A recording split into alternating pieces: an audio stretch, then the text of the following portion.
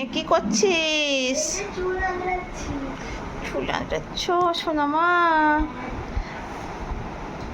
বলো বলো। আজকে দিনটা থেকে যাও না প্লিজ।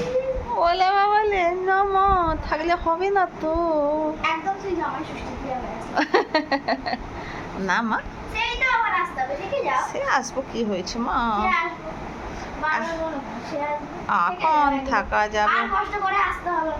বলে বাবালে। তুমি থেকে যাও, কিষানের পূজা দেখে পাঠিয়ে দাও। না মা, ওদেরকে কে খেতে দেবে? কে রান্না করে দেবে মা? পূজা তো রান্না করতে জানি। আর সে জানলে মা, দাদা পড়তে যাবে, সব হয় মা।